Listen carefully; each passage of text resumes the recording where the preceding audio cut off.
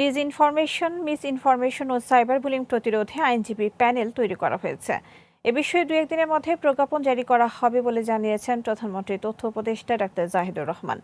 প্রয়োজন মনে হলে প্রধানমন্ত্রী তারেক রহমান মন্ত্রীদের দপ্তর পুনর্বণ্টন করবেন বলেও জানান তিনি।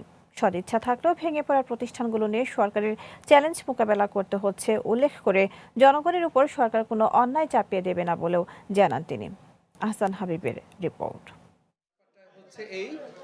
সমসাময়িক বিভিন্ন ইস্যু নিয়ে মঙ্গলবার দুপুরে তথ্য অধিদপ্তরের সম্মেলন কক্ষে সংবাদ সম্মেলনে বক্তব্য রাখেন প্রধানমন্ত্রীর তথ্য সম্প্রচার বিষয়ক উপদেষ্টা ডাক্তার জাহিদুর রহমান। বাংলাদেশের সরকারের অনেক ভুল হবে, আমি প্রায় ফ্যাসিস্ট শাসনে ডিজিটাল নিরাপত্তা আইনের চরম অপব্যবহার হয়েছে উল্লেখ করে গণতান্ত্রিক সরকার কোনো অন্যায় জনগণের উপর চাপিয়ে দেবে না বলেও জানান তিনি। এখন আমরা আইনের নামে নিপীড়ন চালাবো কিনা, এটা হচ্ছে প্রশ্ন। উত্তর হচ্ছে না, চালাবো না, কারণ আমরা একটা ফ্যাসিস্ট বা মাফিয়া রেজিম নই। আমরা একটা গণতান্ত্রিক সরকার।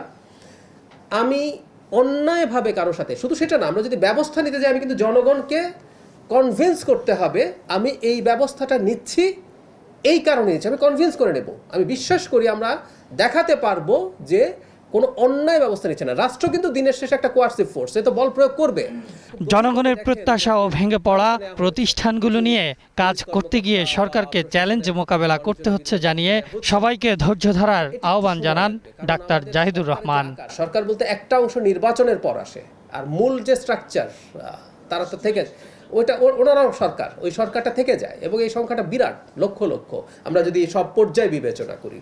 সো এটা একটু টাইম নেবে, সেই ব্যাপারে কাজ হচ্ছে, কাজ চলছে। এবং এই যে কিছুটা সমস্যা হচ্ছে, আপনি যেটা বললেন, আমি জনগণকেও বলবো আমাদের প্রতি কিছুটা সহানুভূতি যেন তারা রাখেন, যে আমরা যেভাবে এই ব্যবস্থাটাকে পেয়েছি তার মধ্যে কাজ করতে হচ্ছে। ফ্যাসিস্ট হাসিনা পালিয়ে যাওয়ার সময় আইন ভঙ্গ করে থাকলে তার বিরুদ্ধে সরকার ব্যবস্থা নেবে বলেও জানান উপদেষ্টা।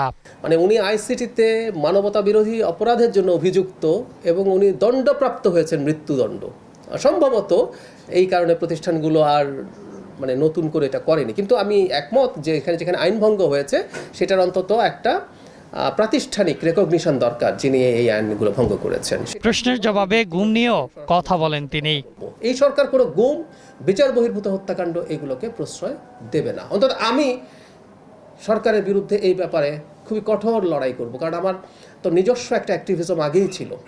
মন্ত্রিসভার রদবদলে প্রধানমন্ত্রী তারেক রহমান প্রয়োজন অনুযায়ী ব্যবস্থা নেবেন বলেও জানান প্রধানমন্ত্রীর তথ্য সম্প্রচার বিষয়ক উপদেষ্টা ডাক্তার জাহিদুর রহমান।